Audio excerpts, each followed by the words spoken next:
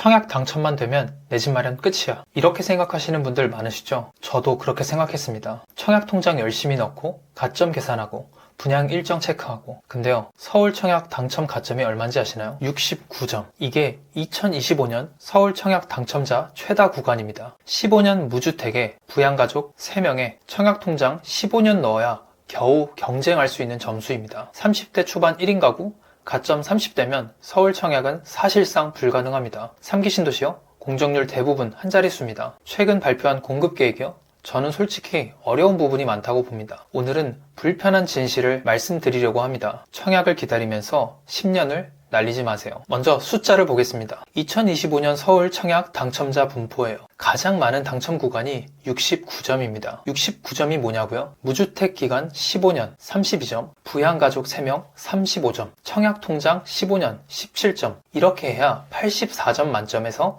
69점이 나옵니다. 사실상 4인 가족 만점 구간이에요. 그럼 30대 1인 가구는요? 무주택 10년이면 24점, 부양가족 0명이면 5점, 청약통장 10년이면 12점, 합쳐서 41점입니다. 69점 대 41점. 이 격차를 어떻게 극복할 수 있습니까? 그래도 추첨제가 있잖아요. 네, 있습니다. 근데 추첨제 물량이 얼마나 되는지 아시나요? 민영주택 기준으로 가점제 75%, 추첨제 25%입니다. 서울 인기지역은 그 25%에 수십 대 1, 수백 대 1이 몰립니다. 로또입니다, 로또. 그럼 3기 신도시는요? 물량 많다던데요? 3기 신도시 공정률 보여드릴게요. 남양주 왕숙 0.5에서 1%, 하남 교산 0%, 고양 창릉 8에서 10%, 부천대장 5%, 인천 계양 35%. 대부분 기초공사 단계입니다. 2026년 대규모 입주요? 사실상 불가능합니다. 더 심각한 건 입주 지연이에요. 당초 2025년 입주 예정이었던 곳들이 지금은 2027년, 2028년으로 밀렸습니다. 사전 청약 당첨자들 상황 아시나요? 고양 창릉 사전 청약 당첨자 1,401명 중 본 청약 신청자는 1,028명, 27%가 포기했습니다. 왜 포기했을까요? GTX-A 창릉역 개통이 2026년에서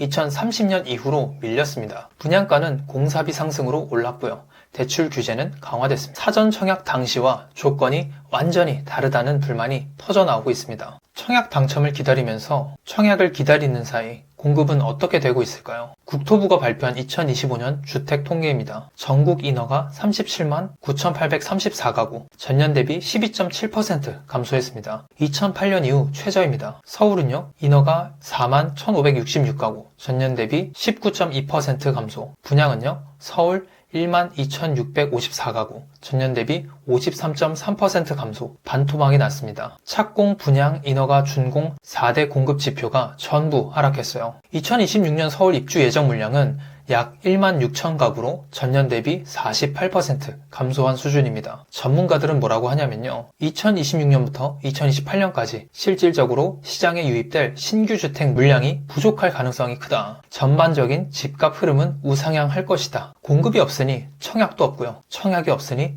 당첨도 없습니다. 이게 2026년의 현실입니다. 제가 청약을 하지 말라는 게 아닙니다. 다만 청약을 메인 전략으로 삼지 말라는 겁니다. 청약은 보험입니다. 로또도 사잖아요. 근데 로또 당첨을 노후 계획으로 삼는 사람은 없습니다. 청약도 마찬가지입니다. 당첨되면 좋은 거고 당첨 안 돼도 내 집 마련은 해야 됩니다. 그게 현실적인 자세예요. 지금 전세 살고 계시는 분들은 이 얘기를 반드시 들으셔야 됩니다. 전세 보증금이라는 돈은 일을 하지 않는 돈입니다. 집주인한테 무이자로 빌려준 겁니다. 전세 보증금이 5억이라고 가정하고 계산을 해보겠습니다. 연 4% 수익률이면 연 2천만 원, 월 166만 원입니다. 매달 166만 원씩 기회비용으로 날리고 있는 겁니다. 거기다가 지금 전세가 사라지고 있는 중입니다. 서울 임대차 거래 중 월세 비중이 60%를 넘었습니다. 준월세 비중은 55%까지 올라왔어요. 준월세 평균이요? 보증금 1억 1천만 원에 월세 149만 원. 이게 서울의 현실이에요. 전세 계약 만료되면요, 집주인이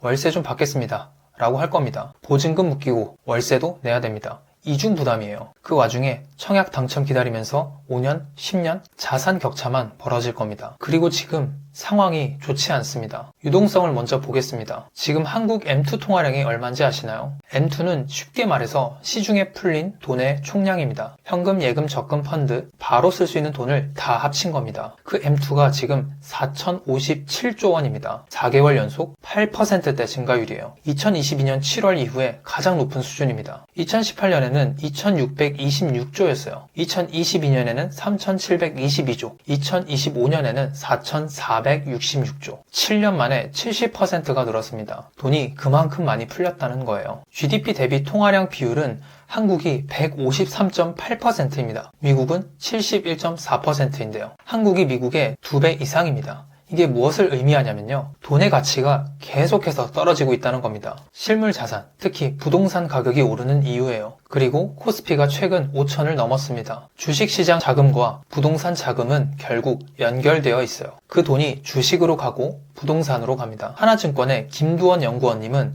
정부는 부동산 수요를 억제하면서 주식으로 자금을 유도하고 있다. 근데 현실은요. 부동산을 규제해도 집값이 오르고 있습니다. 왜냐면 공급이 없으니까요. 결국 유동성은 부동산으로 흘러간다는 이야기를 하고 싶습니다. 역사적으로 그랬으니까요. 2020년 코로나 때 돈 풀었죠? 집값 전국적으로 폭등했습니다. 2022년 금리를 올려서 집값이 조정받았습니다. 2025년에 다시 금리를 내리기 시작했죠. 집값이 다시 오르고 있습니다. 지금 무주택자가 가만히 있으면요. 돈의 가치는 떨어지고 집값은 오르고 격차만 벌어집니다. 헤럴드 경제가 부동산 전문가 10명에게 물었습니다. 무주택자 언제 집을 사야 하나요? 70%가 2026년 상반기라고 답했습니다. 왜일까요? 시간이 지나도 집값 떨어지기 어렵다. 대출 한도 앞으로 더 줄어들 가능성이 높다. 무주택자는 전세에 안주하기보다 매수에 비중을 둬라. 공통점이 보이시죠? 기다릴수록 불리해진다는 겁니다. 다주택자는 지금 움직이기가 어렵습니다. 양도세 중과나 대출 제한 때문이죠. 반면 무주택자는요.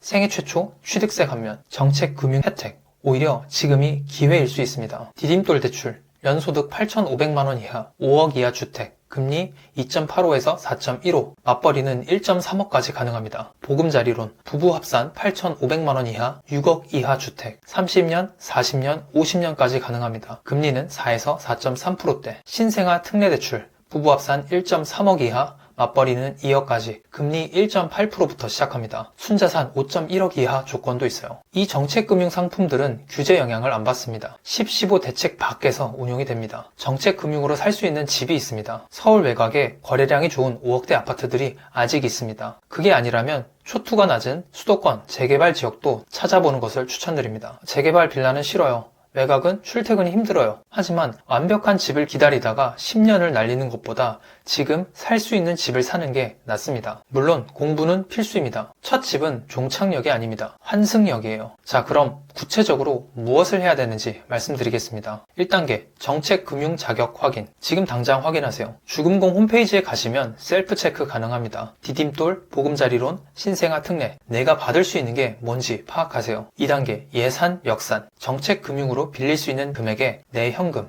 이게 내 예산입니다. 예를 들어 디딤돌로 2.5억 빌리고 현금 1.5억 있으면 4억짜리 집까지 살 수 있는 겁니다. 3단계 지역 선정입니다. 그 예산으로 살 수 있는 지역을 찾으세요. 부동산 공부를 충분히 하시고 제 영상도 보시면서 최소 30개의 단지를 공부해 보셔야 됩니다. 4단계 발품입니다. 네이버 부동산만 보지 마세요. 직접 현장에 가보셔야 됩니다. 주말마다 한 곳씩 가보시는 것을 추천드립니다. 그래야 급매물을 잡을 수 있고 급매물은 현장에서 나오기 때문입니다. 지금 집값 너무 비싸요. 금리도 높은데요? 맞는 말입니다. 근데요, 5년 전에도 비슷한 말을 했습니다. 집값은 거품이야. 떨어질 거야. 10년 전에도 비슷한 말을 했습니다. 이 가격에 누가 사? 미쳤어. 결과는요? 기다린 사람은 더 비싼 값에 샀습니다. 지각비를 낸다고 표현하죠. 아니면 아직도 못 사고 있습니다. 마지막으로 이 말씀 드리고 싶어요. 강남 아니면 안 돼요. 신축 아니면 안 돼요. 30평 이상 아니면 안 돼요. 이런 마인드가 10년을 날립니다. 시작하지 않으면 영원히 못 가는 겁니다. 청약 당첨 기다리면서 10년 전세 사는 것보다 지금 작은 집을 사서 자산을 쌓는 게 훨씬 낫습니다.